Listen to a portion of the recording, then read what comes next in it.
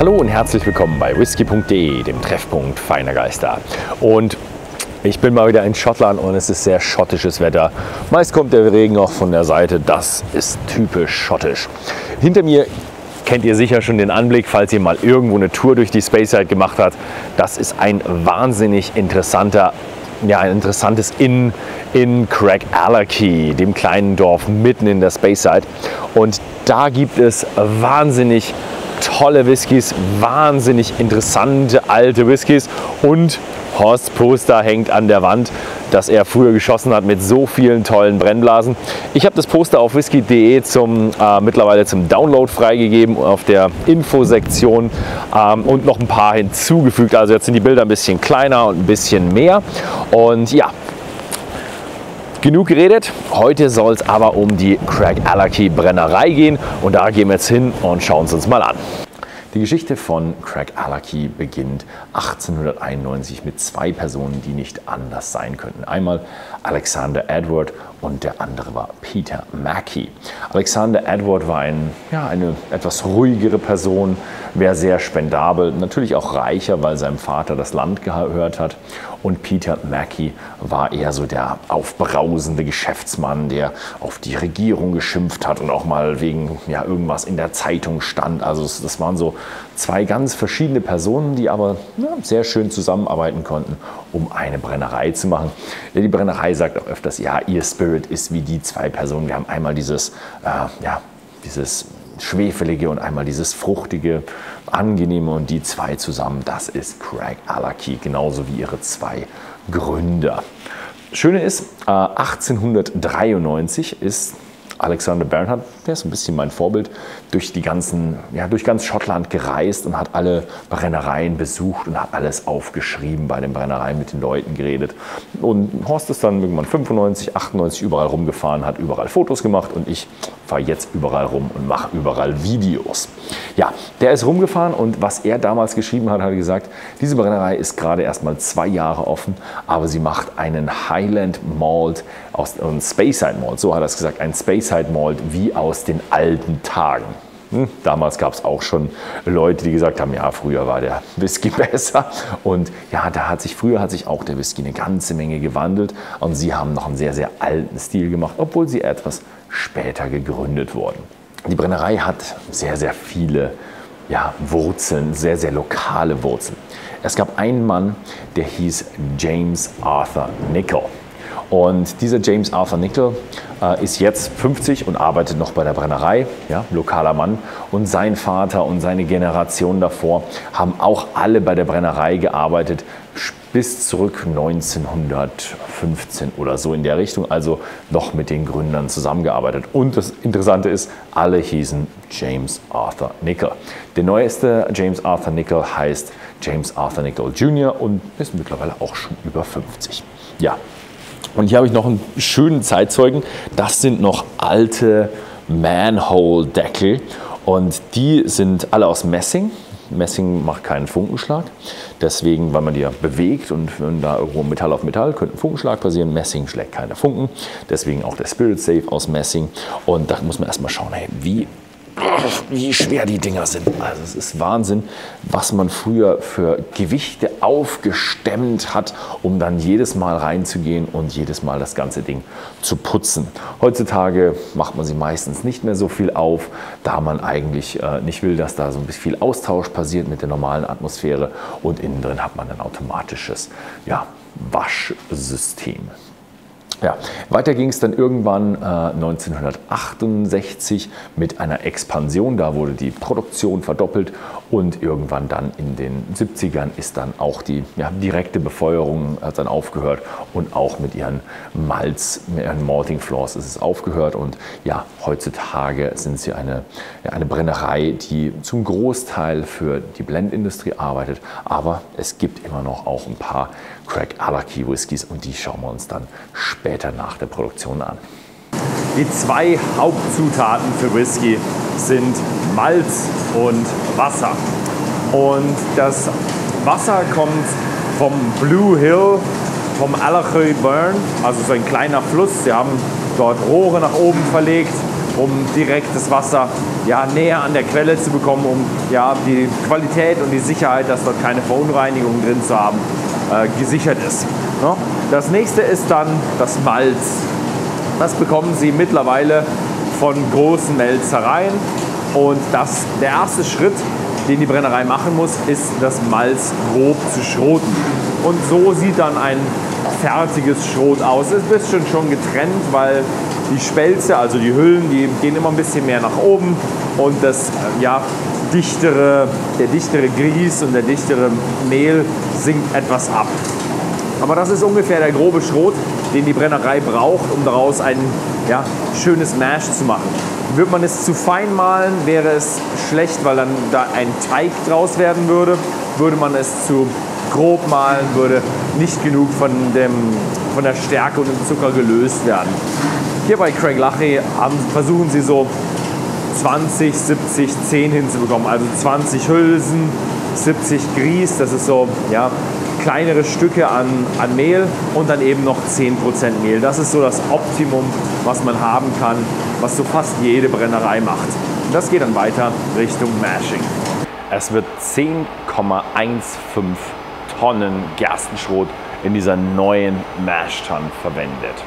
Die alte Mashtan wurde irgendwann ersetzt. Das ist jetzt auch ein wenig komisch von der Anordnung, denn sie hatten für die neue Mashtan relativ wenig Platz. Alte Mashtans waren sehr tief und etwas weniger im Durchmesser. Heutzutage hat man höhere Durchmesser, rostfreier Stahl und etwas weniger hoch. Deswegen haben sie sich Platz gesucht. Sie haben sogar Platz gefunden und zwar hier im alten Kiln. Sehr, sehr schön, aber auch sehr, sehr eng. Also man hat sie gerade so reinbekommen. Es ist eine sehr, sehr moderne Mashtan und sie erinnert sehr, sehr stark an Bierbrauereien. Also wer schon mal in einer Bierbrauerei war, ich habe ja ein Video, glaube ich, habe ich schon mal mit einer Bierbrauerei kombiniert gehabt und das sieht sehr, sehr stark nach einer Bierbrauerei aus. Sehr modern, man hat sehr, sehr viele Möglichkeiten, sehr, sehr gute Konsistenz hinzubekommen und sie einzustellen, wie man es mit anderen Mashtans auch machen kann. Außerdem natürlich viel, viel weniger Energieverbrauch. Am Ende haben wir 48.000 Liter einer sehr, sehr zuckrigen Flüssigkeit. Die Schotten nennen es Wurde, in dem die Stärke in Zucker umgewandelt wurde, fast vollständig und natürlich der Zucker herausgelöst wurde und das ist genau das, was wir brauchen. Der nächste Schritt ist die Produktion von Alkohol durch alkoholische Fermentation. Unsere 48.000 Liter Wurde werden hier in 8 große Kessel aus sibirischer Lärche. Sibirische Lärche wächst aber auch in Schottland, eingefüllt und dann mit 205 Litern Hefe versetzt und das Ganze wird dann fermentiert, dass Alkohol entsteht. Am Ende haben wir so 9% Alkohol. Jedoch fermentiert man, wenn man nur Alkohol produzieren würde, nur 48 Stunden lang. Aber bei Whisky geht es nicht um den Alkohol, es geht eigentlich um den Geschmack. Alkohol ist nur ein Instrument, mit dem man den Geschmack sehr gut transportieren kann.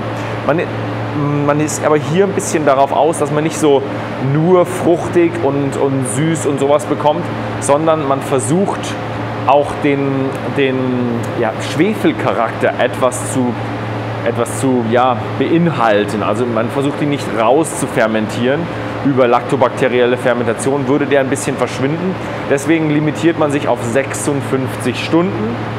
Und auch jede Washback wird nach diesen 56 Stunden auch entleert und verwendet.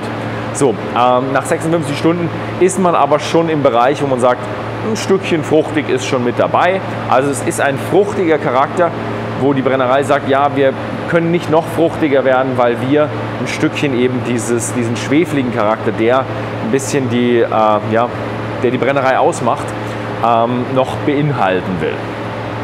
Das ist das Brennhaus von Craigellachie. Und ja, wir fangen erstmal an mit der Washstirb. Wird mit einem halben Washback befüllt, also ca. 24.000 Liter und dann ziemlich schnell gebrannt innerhalb von 6 Stunden. Und ja, das ist relativ normal, vielleicht ein bisschen schneller als die meisten anderen, aber immer noch relativ normal. Lass mir noch einen kleinen Schwank erzählen, den habe ich hier gehört, also eine coole Geschichte. Früher in den Ende 50ern, Anfang 60ern war die Brennerei noch Direct Firing und sie hat nur eine Washstirb. Und was sie auch nicht hatten, war dieses Watchglass. Das Watchglass die wurden erst übergreifend später eingeführt.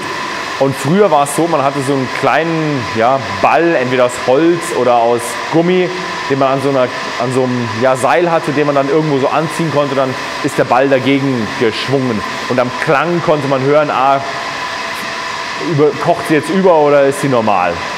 Und die Leute hier hatten aber auch noch eine tolle andere Methode. Und zwar haben sie gemerkt, die Katze immer kurz bevor es bei ihnen zum Kochen anfängt oder kurz bevor sie die Still runterdrehen müssen, geht die Katze raus. Also die Katze kam immer gerne rein, weil es so schön warm war. Und kurz bevor sie ihre Wash-Still runterdrehen mussten, ist die Katze aus dem Raum rausgegangen. Sie haben mich gefragt, warum ist das? Und haben dann gemerkt, die Katze mag die alkoholischen Dämpfe nicht. Die hasst die. Also die hat es in der Nase, hat sofort gerochen und gesagt, das mag ich nicht, geht raus. Und hat dann eben nicht mehr die Wärme gehabt. Und sie haben dann sich gesagt, das ist ein toller Indikator. Und das war dann schon so ein bisschen ihre Sicherheit, wo sie sagen konnten, wann muss ich ihn runterdrehen? Wenn die Katze geht, muss ich ein bisschen schauen und dann drehe ich runter. Also toll, wie da Mensch und Tier zusammenarbeiten. Ein Tier wahrscheinlich unfreiwillig. Naja, also die Katze hat es gerne gemocht, die Wärme, aber die alkoholischen Dämpfe gehasst. Zurück in die Gegenwart. Wir sind jetzt hier in der Spirit Side. Also 2 Spirit Still, 23.000 Liter werden hier gebrannt und die sind sehr, sehr ausschlaggebend für den Geschmack. Immer die Spirit Still macht den Geschmack. Cuts sind relativ normal, würde ich sagen, aber die Form der Still ist sehr, sehr birnenförmig, bisschen weit, aber auch nicht so hoch. Wird auch nicht verlängert durch den Leinarm. Der Leinarm ist sehr, sehr, sehr horizontal, leicht abschüssig. Also alles, was hier kondensiert, fließt hinter in den Kondensator und nicht zurück in den Pot. Also gibt es hier auch keinen Reflux. Also sie brennen auch relativ schnell. Insgesamt haben wir damit sehr wenig Kupferkontakt im Gegensatz zu anderen Brennereien. Keine Angst, schmeckt nicht so schlimm wie Wodka. Also es ist nicht so wie eine Column Still oder eine Stainless Steel Still. Also sie haben schon noch genügend Kupferkontakt, damit es ein schöner Whisky wird. Aber sie behalten sich ihren Schwefelgeschmack ein wenig vor. Also das ist das, was bei Craigellachie ausschlaggebend ist. Sie sind sehr fruchtig, aber sie wollen ein bisschen ihren Schwefelgeschmack behalten. Deswegen schnell brennen, die Form der Brennblase. Und weiter geht's draußen. Da haben wir ein paar Schnittbilder für euch. Sind die Warm Tubs. Und die Warm Tubs haben auch sehr wenig Kupferkontakt im Gegensatz zu den normalen Kondensatoren. Und diese Warm Tubs lassen sie relativ kalt und schnell arbeiten. Das bedeutet, sie kühlen sie sehr schnell runter.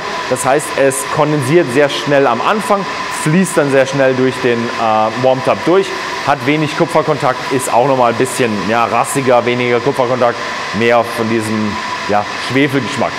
Was das auch noch bedeutet ist, wenn es sehr früh kondensiert, bildet sich überall im Kondensator eine kleine ölige Schicht am Rande an dem Kupfer, was man in diesem Rohr hat.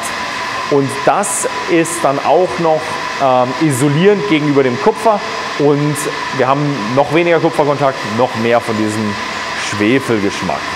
Ist aber sehr interessant, denn wenn die Brennerei in die Reinigung geht, irgendwann muss alles Equipment mal gereinigt werden. Und wenn es dann in die jährliche oder alle 2 Jahre Reinigung geht, wird das auch durchgereinigt. Und das merken die Masterblender, die den Spirit probieren, sagen sie, das ist einer hinter der Reinigung, ne? Weil der Spirit dann ein bisschen leichter, ein bisschen weniger schwefelig ist. Ja? Sehr, sehr interessante Geschichte. Also Craigellachie, einer mit etwas Schwefel und einem richtig rassigen, fruchtigen Charakter. Ja, das war's mit der Produktion und jetzt geht's weiter mit einem kleinen Interview. This was it with the production, and let's have a little bit of a tasting and a little interview with Matthew Cordiner. You've been 15 years in the business, and what was it, 5 years with... with John Dewar and Sons. With John Dewar and Son. And yeah, we've already had you twice on, so like 2 weeks ago, and the one with Aberfeldy, so you should be a character that people already know a bit. Brilliant. So yeah, thank you very much for having us at the distillery. My pleasure as well. Although obviously I represent a few different distilleries, I'm not meant to be biased. I'm not meant to have a favourite. this is definitely my favourite. Not only is this a brand I represent, this is literally my hometown. This is where I'm from in Scotland. So yeah, very much the favourite.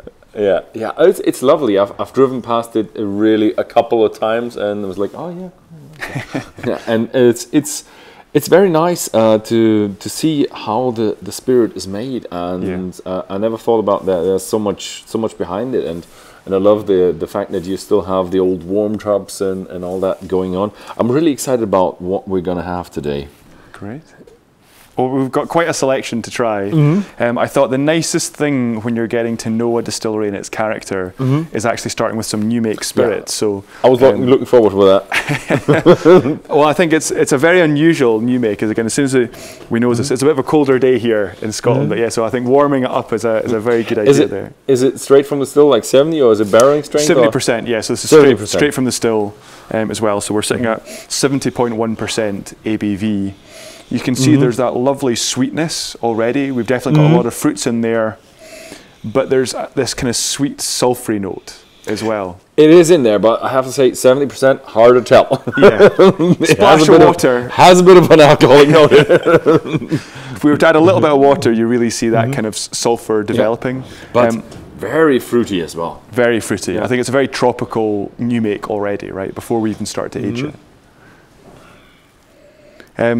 For me, again, sulphur gets a bad name a lot of the time. A lot of people think, sulphur like rotten eggs. It's this kind of horrible note. But for me, sulphur is a spectrum. At one end, you have rotten eggs. At the other end, you have almost this like candy floss, synthetic sweetness kind of note as well. So for me, this is kind of where we're into here. It's this more sort of sweet end of the sulphur spectrum. And as we start to go through the range, you're going to see how this develops into some really interesting flavour notes. Any other thoughts? Yeah, I think you need to breathe a bit to get that one. But every time I go back now, you really start to see that smoky note. Do you see what I mean? So it's not like an Isla medicinal kind of TCP smoke. It really is that kind of toasted, a little kind of funky, quite an interesting flavour note there, right? Very sweet. Very fresh, fruity. Bit of a tropical note in there, yeah, definitely. I think that tropical note might come over more when you have more water in it. It's a bit hefty when you have it at 70, yeah. Bit of an unfair bias because I usually get it at casking strength, or sometimes even watered down to 40 or something like that. And I think that leads us beautifully into the Craigellachie 13. So this is our kind of welcome to the family, or beginning of the range. And again, a lot of people say 13. That's not a very common it's a bit age expression. As you'll have found out from going round our distillery, we like to do things our own way. We're pretty old school, we're pretty stubborn, I think, as a distillery. So again, when we're starting to decide, putting an age statement range together, 12 was good.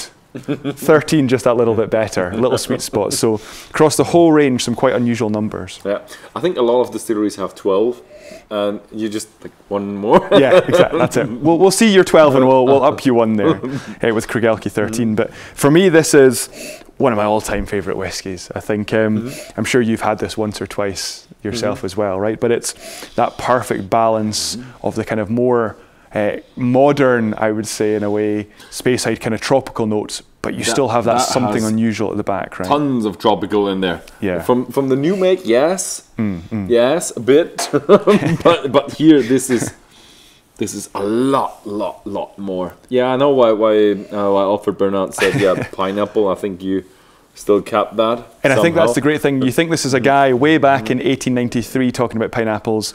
We nose this glass today in 2023, and you're still getting that sort of same flavour note coming through. But I find what is nice that you have someone complaining like, yeah, this is like the old style, the other's not. A lot of people do that today, and a lot of people did that 20 years ago. Yeah. And what I also do like is that you have that stereotype of some connoisseur nosing the whiskey and going like, pineapple. They did it back in the day as well. Yeah. There's something nice about that, right? But it's not just pineapple. And I think for me, we've got quite a complicated makeup here for creating a 13.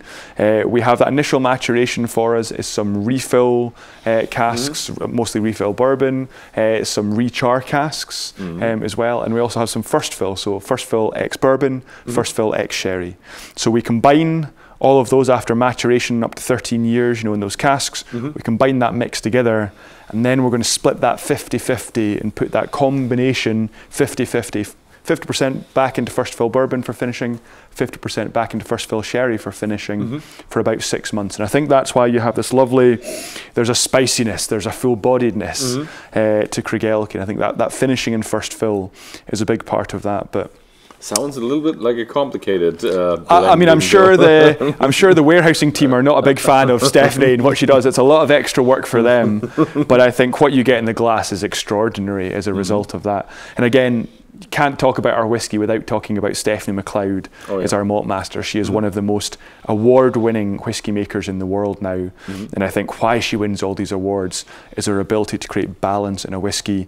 And what I mean by balance is you've got this huge array of flavours coming through, but you can always tell which distillery it's from. That DNA, that what we saw in the new make spirit there as it ages through is not lost. Oh yeah. Cheers. Slanger.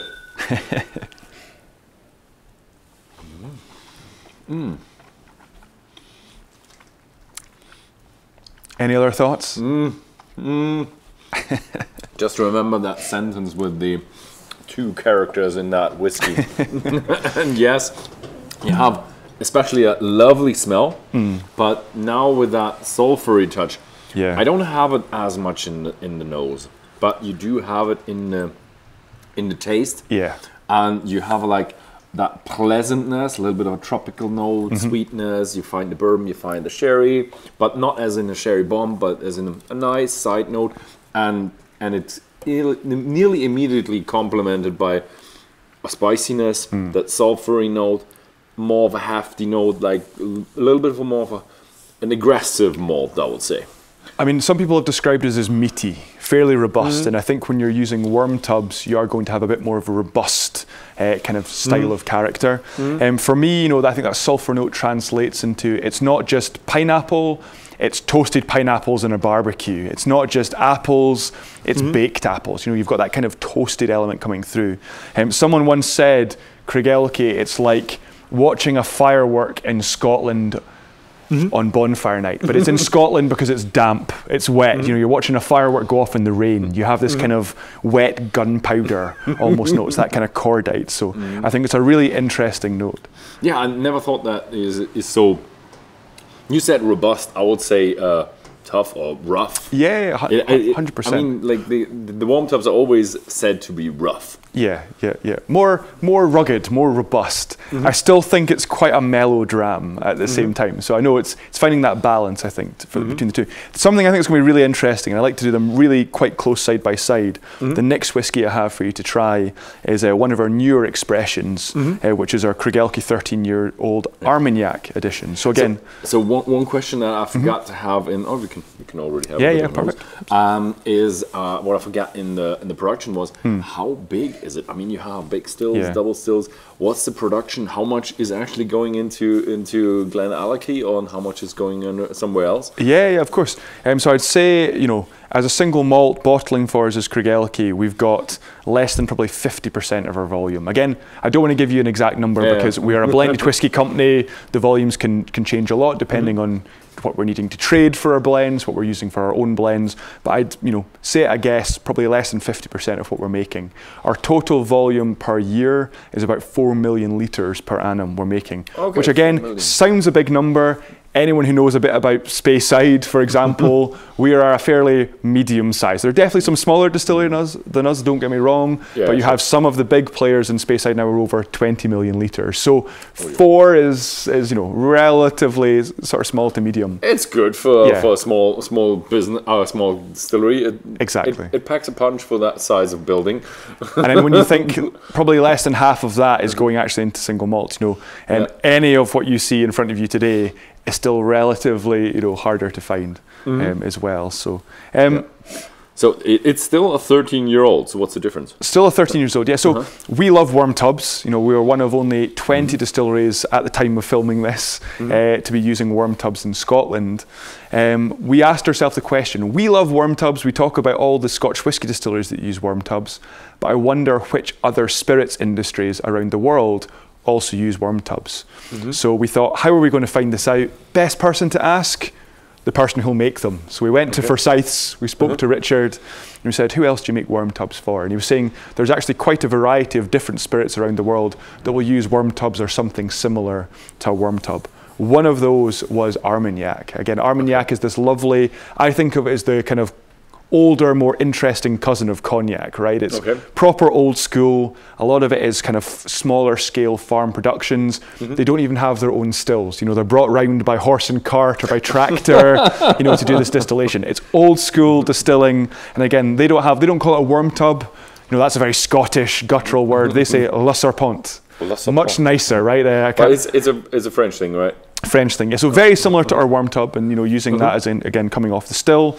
So we love that old school. It can be quite a sort of rougher, more fierier spirit. When you put it into oak, Armagnac just mellows out. And I think what you're going to see here in the nose is that Craigellachie, that DNA, that's still that lovely fruitiness and a little bit of sulfur, but it's really kind of mellowed that Craigellachie character right. Now, the biggest difference here from the normal 13 as well, that initial maturation, we're just looking at refill bourbon casks here. So we've got no sherry influence, no big punchy first fill casks. It's really letting that DNA, that distillery character, kind of age and come through in the expression, and then say finishing for just over a year in the Bass Armagnac cask. So I think it takes that Craigellachie character, it softens it out a little bit, it kind of rounds off the edges. Yeah. I would say a little bit less sweet with, you know, first fill bourbon is also very sweet with that. Yeah. And you said soft, definitely. I'm excited how that translates into the taste, because the other one was like nice and sweet with a bit of roughness and robustness. And, let's have a taste. Yeah, ready? Cheers. Slanger. Pleasure.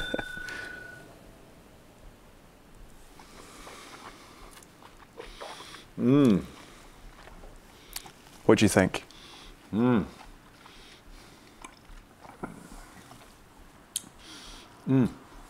Ooh, okay. Yeah, it's like the first one, except less sweet. Yep. And a bit more, I would say, mellow, or like a little bit like a silky touch or rosy touch to it. A little bit like that. That silkiness for sure. I don't know, I've never tried Armagnac before. Maybe I did, but didn't appreciate it. Definitely give Armagnac a try. I think value for money and trying some really old, cool, rare things, Armagnac as a category is hard to beat. Has also a bit of a, I don't want to say muffin, but like a old person's office leather-y. Yeah, kind of musty, I think is the word. It's that kind of funky, kind of, It's an old school sort of taste, I'd say, there as well. Again, just like we had with the Craigellachie 13, the sort of core range edition, or the regular edition, we are at 46% here. We are all natural colour. We are non-chill filtered. I will say that the 13-year-old Armagnac, we are saying it's part of our core range now, and we're looking to expand on kind of a 13-year-old range. We have the original 13, we have the Armagnac 13. Watch this space, because there's going to be some other cool 13-year-olds, I'm sure, hitting the market fairly soon. Also, your thing is more 13-year-olds. Okay, that is cool. I think it's a nice way to give back to fans of Craigellachie. You know, it's not on the super old, rare, expensive side of things. It's, you know, a little bit more affordable, I think, and you can open that bottle and you can enjoy it. Okay. So is the core range, are you going to look at expanding or special bottlings? What's in there for the future? Yeah, I mean, for our range at the moment, so our core range, again, our original core range for us was a 13, a 17, a 23, and a 31. We did introduce a 19 years old, which was like a travel retail whiskey. You have very nicely brought me on to talk about the next two, because we have that 17-year-old, which is kind of again, continuation almost of the 13, a little bit more sherry casks used. And then we have finally got back that 19 years old. And we hadn't produced a batch in almost, it must be 5 years now, same as our 23 years old. Again, we don't have huge volumes. We're not a massive distillery. A lot of our whiskey has gone for blends. So sometimes, you know, we stand by our age statements. We love our age statements at Craigellachie. So sometimes it might just mean we don't discontinue a whiskey.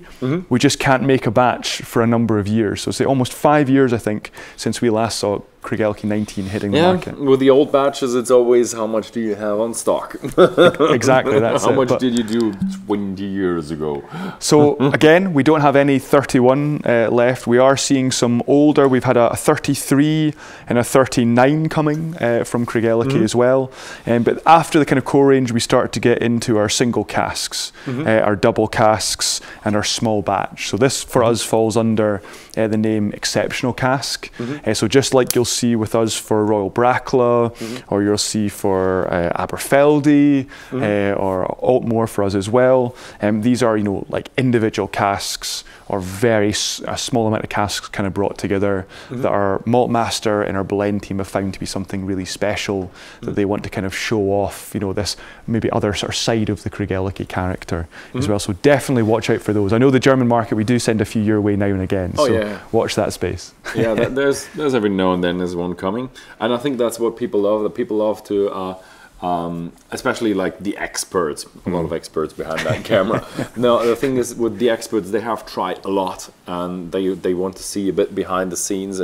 Like you love the core range. It's beautifully made, and Stephanie does a perfect job for that. But you want to have something. Is that some tweak in there? How can a Craigellachie whiskey work? Exactly. Yeah, and I think, you know, we joked at the beginning about the founders of the distillery, the two sides, these really interesting characters, you know, in Alexander Edward and Peter Mackie.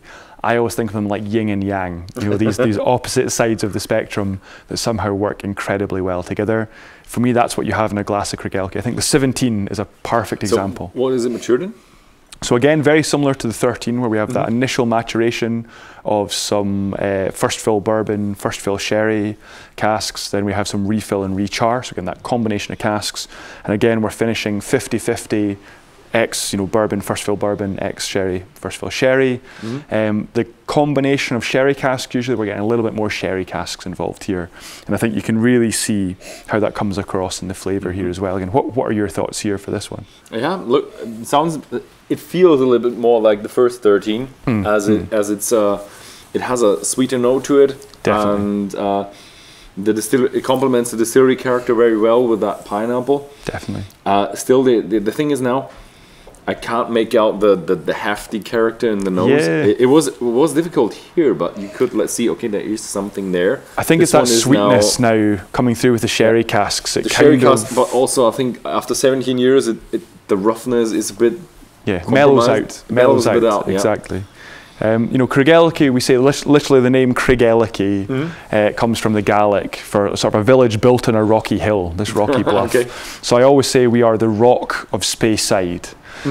Geographically, we are the rock of Speyside, but also from our character. You know, where other distilleries' character has changed over the years. You know, I think the Speyside style has softened and got more fruity.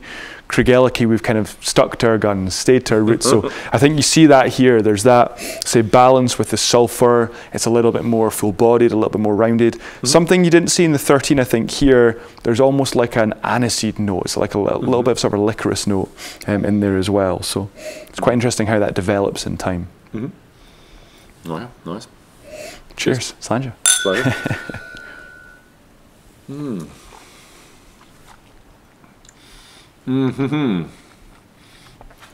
What'd you think of that one? Yeah, but it's a bit less sweet than the 13-year-old. It has a good amount of sweetness. You feel the distillery character, but that roughness still packs a punch. In the nose, I almost lost it. Yeah. But in the taste, it's just... Again, I think that's that first fill, you know, finishing in first fill casks. It gives you that little bit more of a punch. It has that little bit of a sulphury touch to it. Maybe that's a bit less, but that roughness, that robustness, that spiciness a little bit is in the back of my mouth. That is a lot there in there. And it's I like it when you have like sweet note, nice note, that hefty touch to it. Yeah. I like it.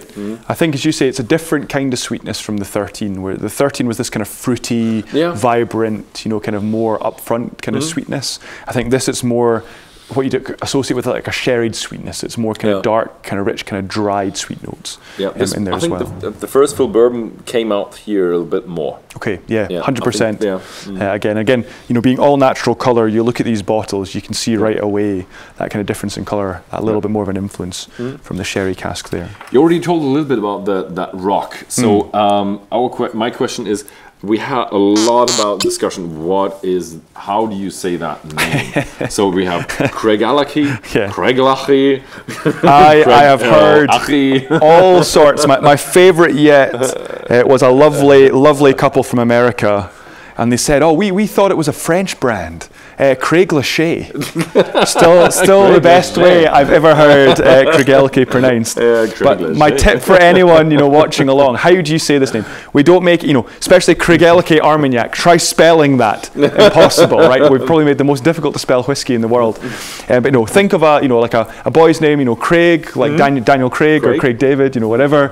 Craig, Ella, a girl's name like Ella Fitzgerald, you know. So you've got Craig, you've got Ella, and they have a key, you know, like a key for turning in the door. So Craig-GELLacky. Say it all together. What have you got? Craig-GELLacky. Craig-GELLacky. There we go. Perfect. Okay, that is how you say it. And on that note, to celebrate, we can now pronounce Craigellachie. Craigellachie, because I probably did say it a couple of times in that video differently. You're not the first, and you will not be the last. So, final dram in the core range that I have here today. We have the long-awaited return, as I mentioned, of the 19. We can finally see that Craigellachie 19 coming back here as well. For me, there's a menthol freshness to this. You're greeted in the nose by this lovely herbaceous freshness as well. Again, it's a very cold day here in the old cooperage here at Craigellachie. So warming it in the hand, I think, is a good idea. But you can still see we're definitely at Craigellachie. You've still got that lovely, full-bodied, kind of rounded, more kind of robust, old-fashioned Speyside style. But as I say, that fruity lift again, I think we're kind of more similar to that lightness of the 13 in character. But at the same time, say that's that freshness. It is almost a menthol kind of freshness for me. Yeah, it is more fresh. Definitely, it has a good amount of freshness, and I would say a bit of a floweriness in there. Yeah. It's strange. That's what I mean. That kind of herbal notes. That's a kind of flowery note in there as well. Delicious, right? It's strange that you changed a lot during these. I can see the distillery character is in there, but you changed a lot with the cask. You played around very well with the again. We have one of the best whiskey makers in the world. You know, if you're looking to create an interesting range, as soon as you see that name Stephanie McLeod on the bottle, you know it's going to be good. Yeah. Ready for a taste? Just a hint of that fruitiness, bit of a tropical fruitiness, fresh fruitiness combined. Nice. Again, 46% ABV, all natural colour, non-chill filtered. The combination for this, again, it's a combination of casks. The blending team haven't called out, it's not exactly a 50-50 finishing in first fill casks. There it can vary a little bit more, but I think what they're looking for is that kind of freshness.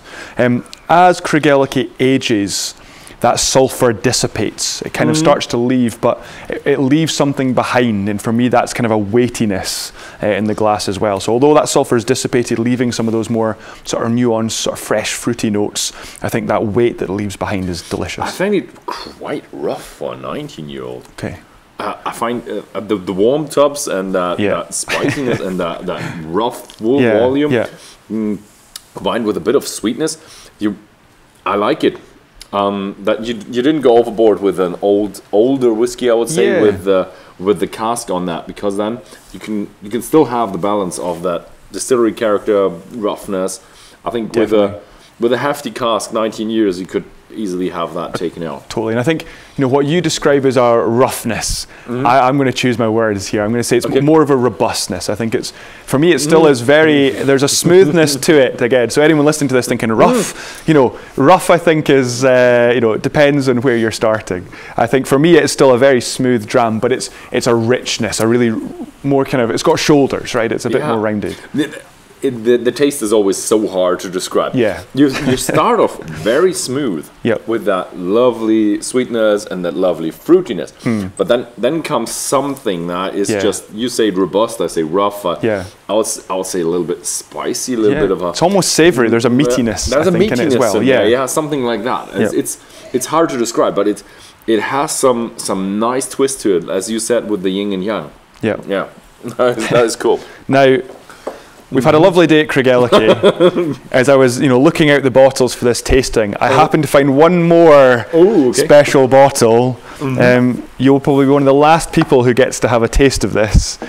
So this is the Craigellachie 31. We have just a little bit left in the bottle there. So, for me coming from Craigellachie, because we don't have a visitor centre, you mentioned it's the distillery you always drive past, but you see in the stills in the windows, but you never actually get to stop.